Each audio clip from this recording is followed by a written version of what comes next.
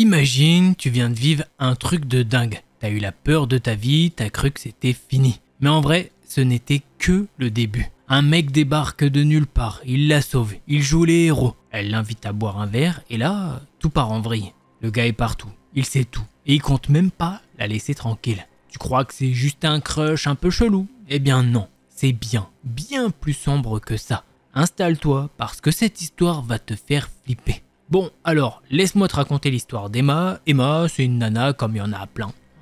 Elle a 30 ans, vit seule dans un appart sympa mais sans chichi. Et son vrai compagnon de vie, c'est Rex, son chien. Un gros toutou, mi-labrador, mi-je sais pas quoi, mais hyper protecteur et collant. Elle l'adore et lui, c'est clair, il donnerait sa vie pour elle. Emma, c'est pas une meuf qui cherche le grand frisson, elle aime sa routine tranquille, boulot, balade avec Rex, Netflix sous un plaid. Elle bosse dans une agence de pub, un taf pas fou mais qui paye les factures. Niveau social, elle a des potes mais elle sort pas des masses. Les boîtes, les bars blindés, c'est pas trop son truc. Elle préfère son confort et franchement, elle voit pas pourquoi elle devrait changer quoi que ce soit. Mais évidemment, la vie, elle s'en fout de tes plans. Et Emma, elle a aucune idée que son petit quotidien bien rangé va exploser en vol. Tout commence un soir d'automne, un de ces soirs où il fait bien noir tôt. Emma finit tard, elle passe prendre son chien et décide de faire quelques courses et rentre à pied. Son quartier, elle le connaît par cœur, elle s'y sent en sécurité. Trop en sécurité peut-être, parce qu'en vrai, qui fait encore gaffe quand il rentre chez soi après des années dans le même coin sans histoire? Sauf que ce soir-là, elle sent un truc bizarre. Tu sais, cette petite sensation chelou, comme si quelqu'un te regarde. Au début, elle se dit qu'elle est juste crevée, qu'elle se fait des films. Elle accélère un peu, ajuste son sac sur son épaule et elle continue son chemin. Mais la sensation s'intensifie. Elle ose pas trop se retourner de peur de confirmer son pressentiment. Et puis, elle se raisonne. Arrête Emma, t'as regardé trop de films flippants. Mais son chien, lui, il réagit autrement. Rex se met à grogner, doucement d'abord, puis plus fort. Et là, elle comprend que c'est pas juste une impression. Elle jette un coup d'œil rapide derrière elle. Il y a quelqu'un qui est là. Un mec, capuche relevée, marche dans sa direction, trop vite, trop déterminé. Là, son cœur s'emballe, elle veut croire à une coïncidence, qu'il habite peut-être dans le même coin. Mais elle sent son regard collé à elle, et dans sa main, un mouvement suspect. Un frisson glacé lui traverse l'échine. Et là, sans prévenir, il bondit sur elle. Tout bascule en une seconde. Une main agrippe son sac et tire violemment. Emma crie, se débat, mais il est plus fort. Rex, lui, il aboie comme un enragé, il tente de mordre, mais l'agresseur l'envoie valser d'un coup de pied. Emma tombe à genoux, le souffle coupé. Elle voit son chien couiner, tenter de se relever et son agresseur qui s'acharne à lui arracher ses bijoux. Et puis d'un coup, une autre voix, une silhouette qui surgit de totalement nulle part. Un homme, il chope l'agresseur, le plaque au sol en un éclair. Emma, sonnée, elle a du mal à comprendre ce qui se passe. Quelques secondes plus tard, le type décolle et il prend la fuite. L'homme qui l'a aidé se retourne vers elle et tend une main. « Ça va? Tout va bien ?»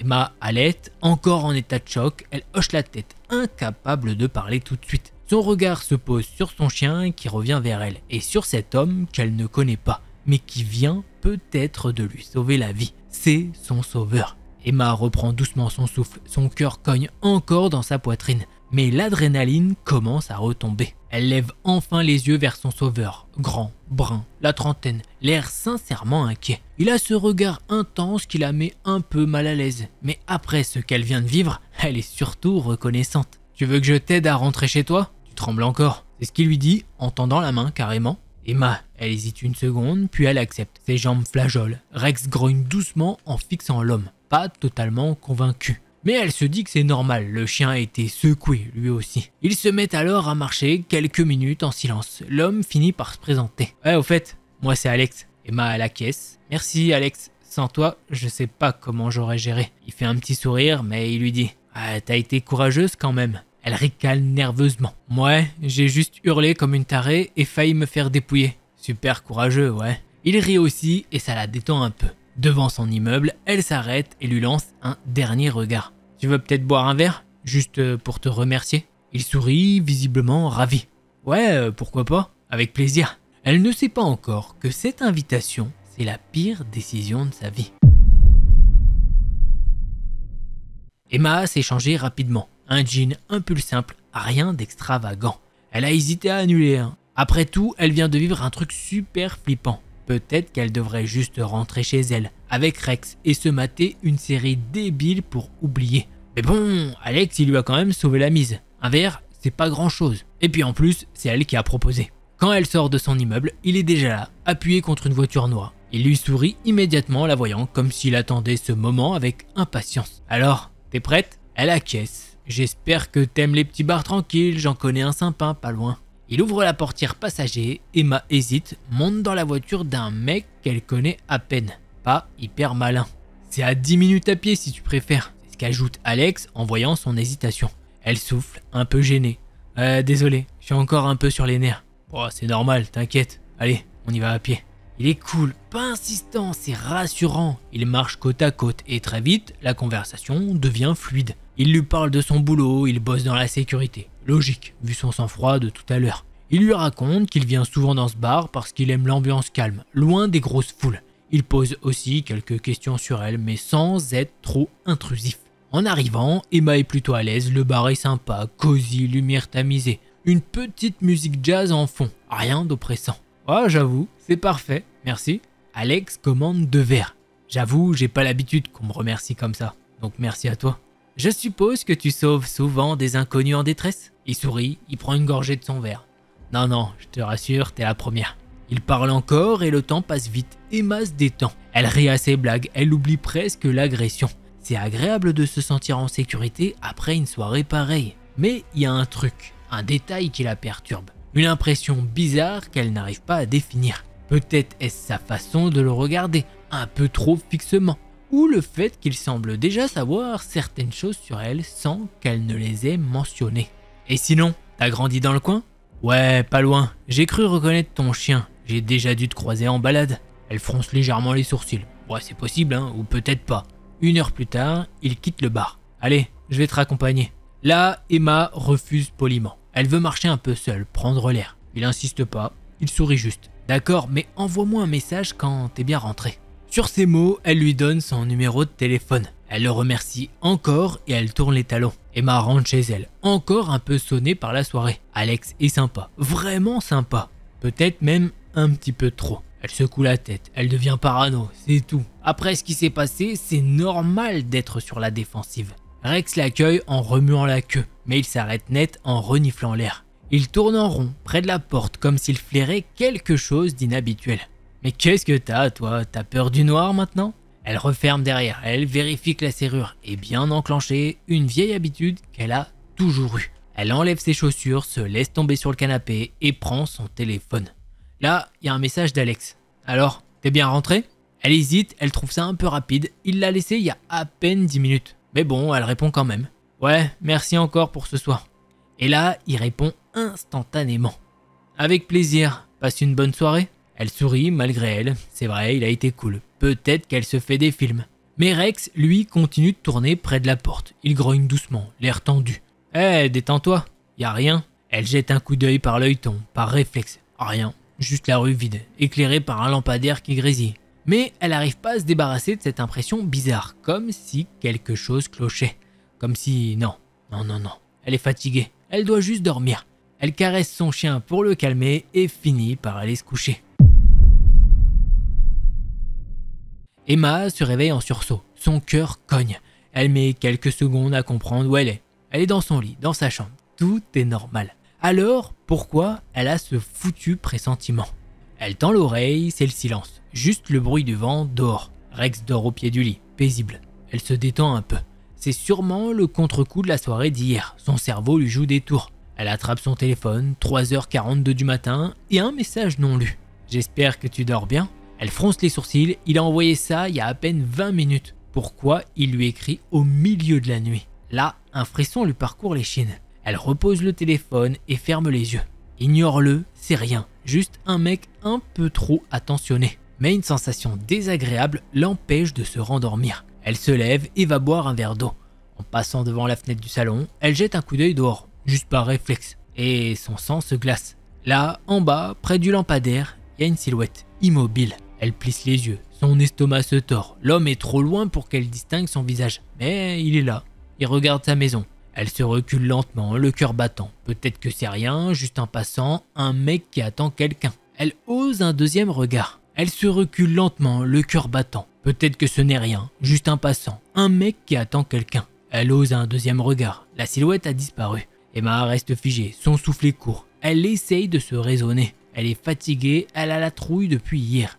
Son imagination déborde. Mais son chien, lui, s'est réveillé. Il grogne, fixe la porte d'entrée. Et là, Emma entend quelque chose, un bruit léger, comme un frottement contre sa porte. Le bruit s'intensifie, c'est un frottement discret mais insistant qui vient de la porte d'entrée. Emma se fige, son cœur battant à tout rompre. Rex commence à aboyer, un aboiement grave et menaçant, ses poils tout droits, fixant la porte avec une intensité qui fait frissonner Emma. Elle sent la panique monter, qui peut bien être là à cette heure de la nuit? Elle se précipite pour fermer les volets du salon, ses mains tremblent, elle n'arrive même pas à tirer correctement le rideau. Le bruit s'arrête soudainement et un silence lourd s'abat dans la maison. Elle jette un coup d'œil par l'œilleton, rien, pas une âme qui vive. Pourtant, quelque chose lui dit que ce n'est pas fini. C'est comme si l'air autour d'elle était chargé de tension, un malaise insupportable. Son chien cesse d'aboyer, mais il reste sur ses gardes, les oreilles dressées, observant la porte d'entrée. Emma ne peut pas se permettre de rester là sans rien faire. Elle attrape son téléphone et compose le numéro de la police, mais son doigt hésite un instant avant d'appuyer sur la touche. Que va-t-elle leur dire? Qu'un inconnu a frappé à sa porte? Ça sonne absurde. Elle se ravise et prend une grande inspiration. Pas question de paniquer, elle doit garder son calme. Peut-être qu'elle est juste en train de devenir parano après ce qui s'est passé avec Alex. Peut-être que c'est un voisin qui a frappé par erreur. Elle se faufile dans le salon, prête à prendre son chien et à partir si nécessaire.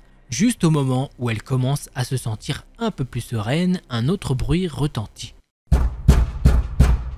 Cette fois, plus fort, un coup sec contre la porte. Emma sursaute, son cœur rate un battement. Rex se met à aboyer à nouveau, plus furieux encore, comme s'il savait quelque chose qu'elle ne comprenait pas. Emma, prise de court, décide enfin d'appeler la police. Elle compose le 911, mais à peine elle entend le signal de connexion qu'un autre bruit sourd fait écho dans la maison. Elle se retourne, prise de panique. L'ombre d'une silhouette se profile derrière la porte. Une ombre qu'elle reconnaît. C'est Alex.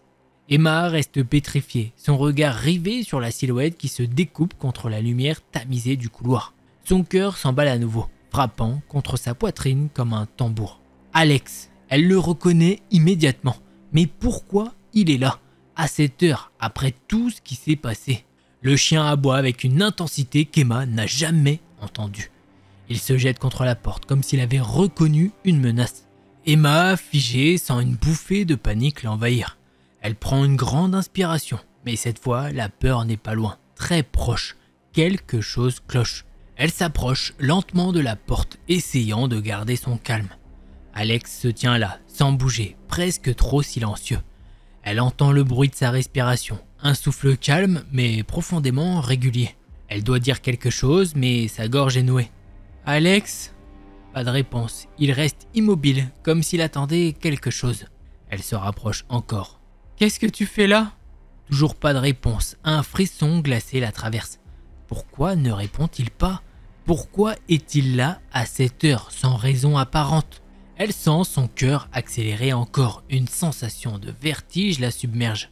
La porte est à peine séparée d'Alex par un peu de bois, mais il ne tente même pas d'entrer. Il se contente de se tenir là, figé comme une ombre. Un bruit sourd retentit et Rex se met à grogner furieusement, se ruant à nouveau vers la porte. Elle fait un pas en arrière, le regard toujours fixé sur la silhouette. « Alex, ça suffit, pourquoi tu fais ça ?» Elle tente de ne pas crier, de ne pas céder à la panique qui lui ronge les entrailles. Mais plus elle le fixe, plus l'inquiétude la ronge. Il y a quelque chose de bizarre chez lui, quelque chose qu'elle n'avait pas remarqué avant. Un sourire minuscule, presque imperceptible se dessine sur ses lèvres. Pas un sourire amical, mais un sourire froid, presque cruel. « Je savais que tu finirais par me voir, Emma. » Les mots résonnent dans sa tête comme un choc électrique. Il savait qu'elle allait quoi? Le voir. Pourquoi? Elle sent une vague de terreur l'envahir. Ce n'est plus juste un gars qui l'a sauvée, ce n'est plus simplement une gentille soirée entre inconnus. C'est quelque chose de beaucoup plus effrayant. Elle recule d'un pas, mais il est déjà là, tout près de la porte. « Qu'est-ce que tu veux, Alex? Pourquoi tu fais ça ?» Il rit, un petit rire presque inaudible, comme s'il s'amusait de sa panique. « Je ne veux rien, Emma. Je veux juste te connaître beaucoup mieux. » Emma se fige. Chaque mot d'Alex résonne dans sa tête comme une bombe, prête à exploser. Te connaître beaucoup mieux? Ces mots prononcés si calmement font écho dans son esprit et elle réalise soudainement l'ampleur de la situation. Ce n'est pas juste un mec un peu bizarre qu'elle a croisé un soir, non, c'est bien plus que ça. Elle recule d'un pas puis deux, son esprit est en panique totale, mais elle essaye de garder son calme, de réfléchir. Le chien aboie toujours derrière la porte et sa nervosité monte encore d'un cran. Emma a l'impression que ses jambes sont en coton, que tout ce qu'elle a fait c'est reculer sans savoir quoi faire d'autre. Mais t'es malade, Alex? Il ne réagit pas, ne répond pas tout de suite. Il reste là, silencieux, les yeux fixés sur elle, comme s'il savourait chaque seconde de cette situation. Emma veut crier, hurler, mais une sorte de paralysie la bloque. Il s'avance d'un pas vers la porte, juste assez pour qu'elle puisse sentir son souffle contre la porte. « Je sais tout de toi, Emma. Où tu vas, ce que tu fais, j'ai suivi chaque mouvement, chaque détail. C'est ce que font les gens qui s'intéressent vraiment, non ?» Elle peut pas y croire, chaque mot qu'il prononce est un coup de poignard dans son esprit. C'est comme si tout ce qu'elle avait cru normal dans sa vie venait de basculer. Et c'est des choses qu'elle n'a jamais dites à personne, des choses qu'il n'aurait pas dû savoir. « Mais t'es malade vraiment ?» Elle chuchote presque, se battant contre le tremblement dans sa voix. Il sourit de plus belle. « Non, Emma, je suis juste le gars qui te protège, le gars qui te sauvera, encore une fois. » Ce sourire la hante déjà, un sourire trop calme, trop confiant. Elle entend à peine les dernières paroles qu'il prononce avant de s'éloigner, mais la sensation de malaise persiste. Elle se précipite vers son téléphone, les mains tremblantes, prête à appeler la police. Mais avant même qu'elle puisse appuyer sur le bouton, elle entend déjà les bruits de pas s'éloigner dans la rue. Alex est parti, pour l'instant. Le matin suivant, Emma se réveille, épuisée, comme si la nuit n'avait jamais été qu'un mauvais rêve.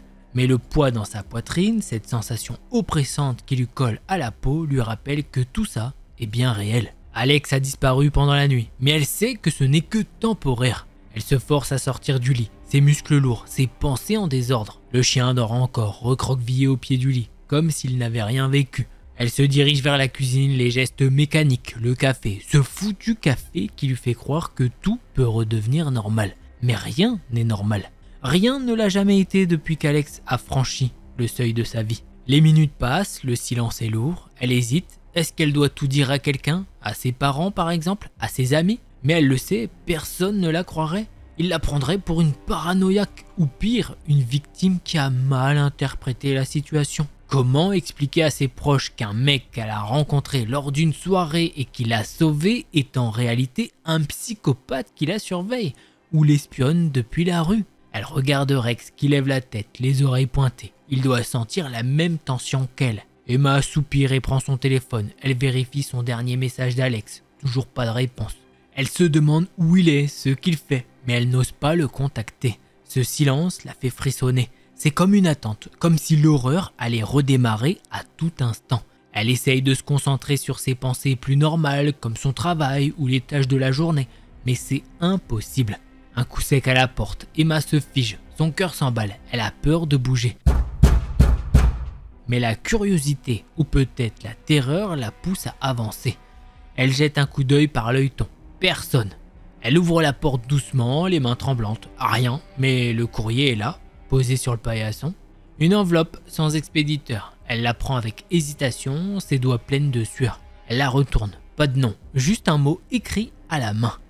Tu m'appartiens. Un frisson glacé lui parcourt l'échine. Emma ferme brusquement la porte et se laisse glisser contre le mur, l'enveloppe tremblant entre ses doigts. Elle n'a pas besoin de la lire pour savoir que ce message vient d'Alex. Elle n'a jamais été aussi certaine de rien. Les jours qui suivent la réception de la lettre sont flous, remplis d'une anxiété constante. Emma ne peut plus respirer sans se sentir surveillée. Elle se retourne sans cesse. Chaque bruit étrange, chaque mouvement dans la rue lui fait lever les yeux. Elle sait qu'Alex est là, quelque part, qu'il ne la quitte plus. Elle peut presque sentir son regard la suivre, invisible mais si présent. Les appels à la police n'ont rien donné. Alors quel appel? Nous, on le sait pas, parce que moi dans le texte, j'ai aucun truc qui dit qu'elle a passé des appels. Donc soit elle l'a oublié de l'écrire comme quoi elle passait des appels, parce qu'à un moment elle voulait appeler mais elle n'a pas appelé. Donc clairement, il n'y a pas d'appel. Enfin nous de notre côté, en termes de... on n'a pas d'appel. Ou, ben, je sais pas, elle a appelé la police et ils lui ont dit, bah vous nous rappelez s'il est encore là dans 10 minutes ou quoi. Mais en tout cas... je sais pas, voilà, ça des fois c'est des incohérences chez les gens quand ils écrivent des trucs. Voilà, bon ça arrive comme quoi, mais c'est pas très grave. Ils lui ont dit qu'elle devrait prouver ses accusations, qu'elle n'avait pas de preuves concrètes. Tout ce qu'elle a, c'est une lettre qui ne vaut rien aux yeux de la loi. Elle se sent impuissante. Sa maison est devenue une prison. Et Rex, qui ne cesse d'aboyer à chaque bruit suspect, ne fait qu'accentuer son malaise. Elle a essayé d'en parler à ses parents, mais ils ont été distraits, préoccupés par leurs propres soucis. Ils ne comprennent pas comment leur expliquer que le gars qui l'a sauvée est en réalité son pire cauchemar, qu'il la suit et qu'elle est une proie à ses yeux. Personne ne la croit, personne. Et puis, il y a eu ce soir-là. Ce soir où elle a décidé qu'il fallait qu'elle agisse. Il n'y a pas d'autre choix, il faut bien qu'elle mette un terme à tout ça, qu'elle reprenne le contrôle. Elle rentre chez elle, comme d'habitude, le cœur battant, mais ce soir-là, elle sait. Elle sent sa présence. L'atmosphère est différente, comme chargée, oppressante. Elle n'ose même pas ouvrir la porte, tout est calme, trop calme. Elle entre, mais à peine a-t-elle franchi le seuil que Rex se met à aboyer avec une violence qu'elle n'a jamais entendue. Il se précipite vers la porte du salon, grognant, griffant le sol. Elle s'approche lentement, un frisson glacé l'envahissant. Et là, elle le voit, Alex. Il est là, dans sa maison, aussi calme que d'habitude, mais ses yeux sont différents. Un regard glacial, sans pitié. Il la fixe comme si elle était déjà à lui, comme si elle n'avait plus de fuite possible. « Alex, qu'est-ce que tu fais ici ?» Sa voix est brisée, presque un murmure. Il sourit, ce sourire qu'elle connaît trop bien. Le sourire qui ne présage rien de bon. « Eh bien, je suis venu te chercher. » Un frisson d'horreur traverse son corps. Elle se précipite vers la porte, mais avant qu'elle n'atteigne la poignée, il bloque son chemin d'un mouvement rapide et implacable. « Ne t'échappe pas, Emma. » Elle sent ses jambes trembler sous elle, mais elle ne se laisse pas submerger. Elle doit agir, elle n'a pas le choix. Elle recule, cherchant une issue. Rex, qui aboie toujours furieusement, se jette sur Alex, mais il l'écarte d'un coup de pied brutal. Emma pousse un cri étouffé, mais elle ne perd pas son calme. Elle fonce vers la cuisine, attrape le couteau qui traîne près de l'évier. Elle se retourne. Alex est là, toujours aussi calme, comme s'il jouait à un jeu. « Tu crois vraiment pouvoir t'échapper ?» Elle serre le couteau, sa respiration s'accélérant. C'est lui ou elle. Ce moment de décision la fige. Elle regarde ses yeux, cherche un signe de faiblesse, mais il n'y en a pas. Alex est là, devant elle, son sourire tordu et cruel. « Tu m'as déjà pris tout ce que tu pouvais, Emma. Il est temps de me rendre ce que tu me dois. » Mais cette fois, ce n'est pas elle qui va se laisser faire. Elle attaque, le couteau dans la main, ses mains tremblantes mais fermes. Il bloque son bras, l'attrape, mais elle réussit à le blesser au bras. Un cri de douleur échappe à Alex. Elle en profite pour se dégager, se précipitant vers la porte. Elle entend le bruit de ses pas derrière elle, mais elle n'ose pas se retourner. Elle fonce dehors avec son chien qui lui court après, dans la rue déserte, son cœur battant à tout rompre. Mais même là, dans la rue, elle sait qu'elle n'est pas en sécurité. Alex est toujours là, quelque part dans l'ombre. Elle a essayé d'appeler la police, mais ils sont jamais venus. Les jours suivants sont un tourbillon de confusion et de peur. Emma a fui sa maison et pourtant, elle sait que rien ne sera jamais pareil. Alex est partout, ou du moins elle en est convaincue. Chaque bruit la fait sursauter, chaque ombre la fait hésiter. Elle s'est réfugiée chez ses parents, mais même ici, elle n'est pas tranquille. Chaque mouvement dans la maison, chaque porte qui grince, chaque pas lourd dans l'escalier la fait frissonner. Ce qu'elle n'avait pas anticipé cependant, c'est que les lettres, ces lettres terrifiantes, ne s'arrêteraient pas. À chaque fois qu'elle croyait que la situation allait se calmer, un autre message arrivait. Cette fois, c'était un colis sans adresse, sans retour, un colis qu'Emma avait hésité à ouvrir, mais qu'elle n'a pas pu s'empêcher de déchirer. À l'intérieur, il y avait une photo d'elle, prise en secret, il y a plusieurs jours. Elle est dans la rue. La photo est floue, presque flippante, comme si quelqu'un l'avait suivie à une distance de sécurité. Et en dessous, c'est écrit un petit mot qui dit « Tu me manques ». Elle a vomi, la peur l'a engloutie, mais cette fois, elle n'a pas eu de larmes. C'était trop. Elle a essayé de faire comme si de rien n'était, de se dire que ce n'est qu'une autre menace vide. Mais dans le fond, elle savait que ce n'était pas le cas. Ce n'était pas une simple menace, c'était un jeu, le sien. Emma se recroqueville sur le canapé de ses parents, les yeux fixés sur la fenêtre, scrutant l'obscurité. La nuit est calme, trop calme. Elle serre son chien contre elle, il a l'air aussi inquiet qu'elle. Soudain, un bruit sourd à l'extérieur la fait sursauter. Elle se lève précipitamment, son cœur battant à tout rompre. Les bruits de pas, c'est lui, c'est sûr. Elle se précipite vers la porte, prête à tout pour fuir à nouveau.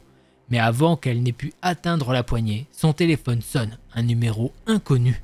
Elle hésite, peut-être que c'est une amie, peut-être que c'est juste une erreur, mais l'intuition lui dit que ce n'est pas ça, c'est lui, et elle décroche. « Emma, c'est moi. » Le son de sa voix lui glace le sang. Alex, elle est pétrifiée, incapable de répondre. Tu penses vraiment pouvoir m'échapper? J'ai juste voulu te montrer à quel point tu es importante pour moi. Je t'ai tout donné, mais tu n'as jamais voulu m'accepter. Je ne vais pas m'arrêter. Elle entend son souffle au bout du fil, comme s'il se trouvait à côté d'elle. Il n'y a plus de doute, il est là, quelque part. Il sait où elle est. Elle raccroche brutalement, son corps en proie à une terreur qui l'empêche de bouger. Mais un autre bruit, cette fois derrière elle, la fait se retourner. Et là, il est là, dans l'encadrement de la porte, son sourire déformé par la folie. « Bonjour Emma !» Ses yeux ne montrent aucune pitié. Elle tente de crier, mais aucun son ne sort. C'est la fin, elle le sait. Il est venu chercher ce qu'il veut, elle, sa proie. Mais alors qu'il s'approche, Rex, son fidèle compagnon, se précipite sur Alex, attaquant furieusement ses jambes. Cela suffit à le faire trébucher, Emma en profite pour courir, se précipitant hors de la pièce. Elle entend Alex crier, mais elle n'ose pas se retourner. Elle court aussi vite qu'elle peut vers la porte d'entrée. Et là, à l'extérieur, la police arrive. Ses parents ont entendu du bruit et ont contacté la police. Environnés par les sirènes et les lumières clignotantes, les agents se précipitent pour l'aider. Alex est maîtrisé, jeté au sol, mais Emma ne voit que son visage contorsionné par la rage alors qu'il est emmené. Il n'aura jamais sa liberté, pas cette fois. Elle tombe à genoux, épuisée mais soulagée. C'est fini. La peur qu'elle portait depuis des semaines se dissipe lentement. Mais ce qu'elle sait, c'est que malgré tout, elle ne sera jamais vraiment libre de lui. Malgré sa détention, les lettres continuent d'arriver. Même derrière les barreaux, Alex n'a pas abandonné sa quête. Chaque lettre qu'il lui envoie, bien que scellée et marquée de l'encre officielle de la prison, semble plus menaçante que la précédente. Il sait où elle est, ce qu'elle fait, et il lui parle comme s'il était juste à côté d'elle, dans l'ombre. Il n'a pas besoin de sa permission pour continuer. Il sait que ses mots ont plus de pouvoir que tout ce que la police pourrait lui infliger. « Je sais que tu veux m'oublier, mais moi je ne t'oublierai jamais. » C'est ce que disait la dernière lettre reçue en date, une phrase qui hante encore son esprit. Emma ne pourra jamais fuir ce monstre, même pas dans son esprit. Et voilà, c'est comme ça que se termine ce méga long thread d'horreur. Avec, rappelons-le, une méga intervention de la police après 8 ans et demi. Je te jure, j'en pouvais plus à la fin. J'étais en mode, comment ça, la police, s'il vous plaît? S'il vous plaît? Oui. Tu sais, c'est comme quand, tu sais, je sais pas, imaginons t'es au restaurant, t'as le serveur, il passe 15 fois, t'es là. Oui. Ouais. S'il vous plaît? Ok. Oui. Là, c'est pareil que la police sont là. Non, non, non, j'ai pas vu. Ah non, j'ai pas vu. Ah moi, j'ai pas vu. Ah moi, on m'a pas dit. Hein. Bref, c'est une dinguerie. Allez, on passe au prochain thread. Alors, avant de passer à ce second thread d'horreur, petite présentation, je suis Delcor pour ceux qui ne me connaissent pas, et je fais des threads d'horreur le mardi et le vendredi à 19 h sur la chaîne. Si tu veux pas te prendre la tête, il y a une seule solution qui est assez simple, c'est tu t'abonnes. Et si tu kiffes, n'oublie pas, un gros pouce bleu, ça aide énormément. Donc merci à ceux qui le font. Et en parlant de remerciements, je vous remercie toutes et tous pour votre soutien sur la dernière vidéo où je vous ai parlé du problème qui arrive à mon petit chien Cookie en ce moment. Donc voilà, grand merci, ça fait vraiment très plaisir. Je vous ai mis, comme je vous l'ai dit, avec la technique, des petits cœurs à tout le monde. Voilà. Vous savez quoi, je vous prends pas plus de temps. Commençons avec ce petit thread.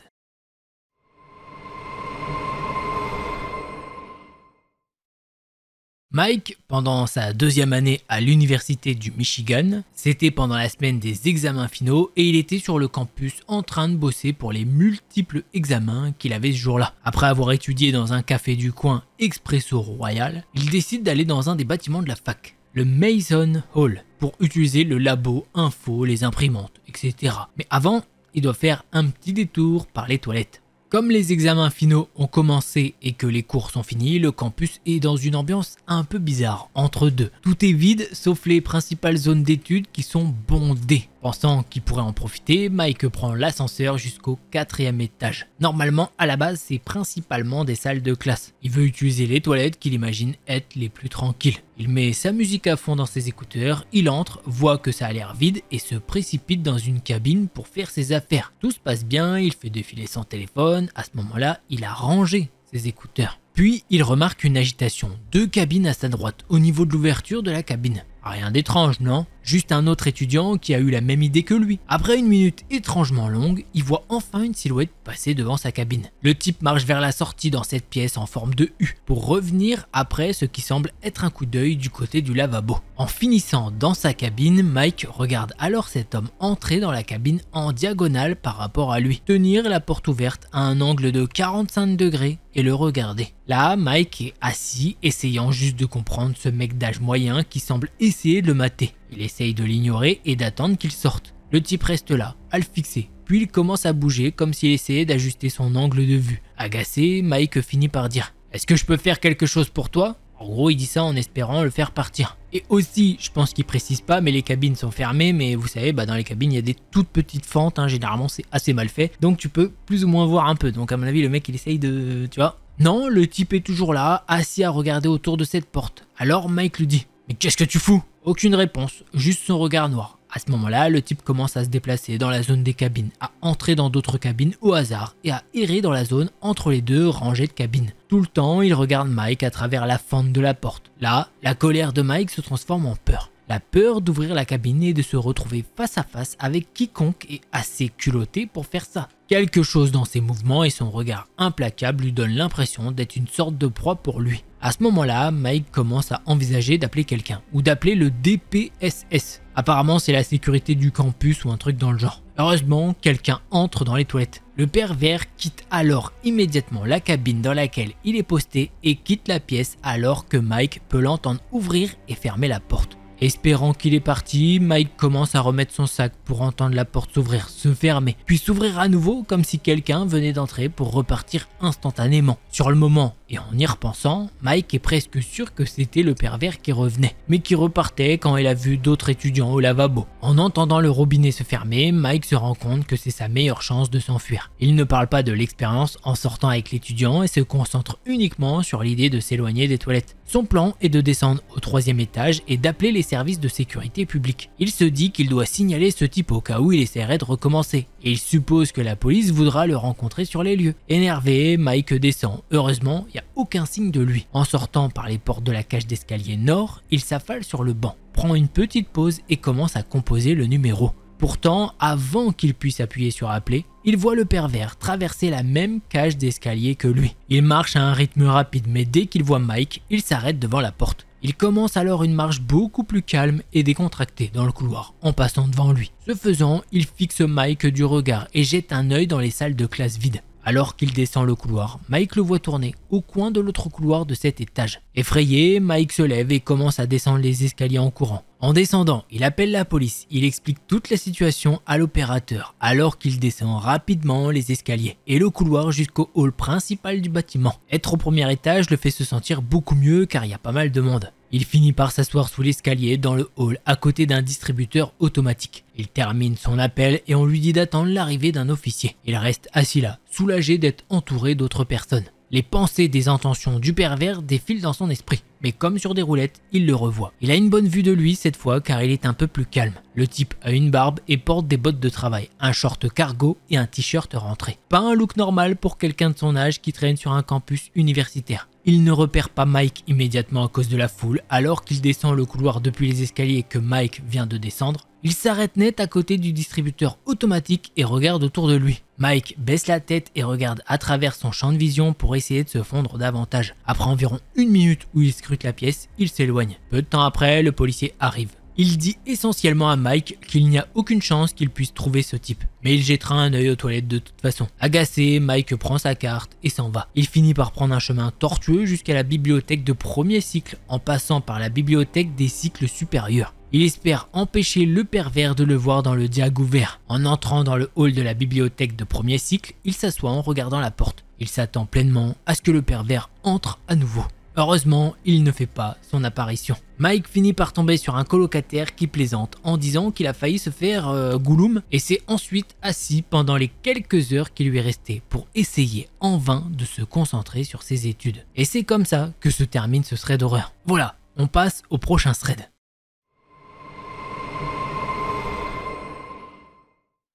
Il y a quelques années, un truc bizarre est arrivé à Lily et elle n'a jamais vraiment pigé ce qui s'est passé ce jour-là. Cet été-là, Lily passe 2 mois chez sa mère pour l'aider à s'installer. Son père est décédé et sa mère a quitté la maison où Lily a grandi pour s'installer dans une nouvelle banlieue. Le quartier a l'air super sûr avec des maisons normales et des gens plutôt discrets. Un soir, alors que Lily regarde la télé dans le salon et que sa mère est déjà couchée, elle entend frapper à la porte de derrière. Pas celle de devant, non, celle de derrière. Lily reste assise une seconde se demandant si elle n'a pas rêvé. Qui frappe à une porte de derrière, franchement? La lumière du porche est éteinte, elle ne voit rien et le silence est total. Finalement, elle se lève, allume la lumière et là, un type est sur la terrasse arrière. Le gars a l'air d'avoir la quarantaine, plutôt ordinaire, avec un sweat à capuche gris et un jean. Il a les mains dans les poches et se tient là, sans regarder Lily, fixant le sol. Évidemment, Lily n'ouvre pas la porte. Elle se contente de demander « Est-ce que je peux vous aider ?» Le comportement du gars est super flippant. Il met une éternité à répondre. Quand il lève enfin les yeux, c'est super lent.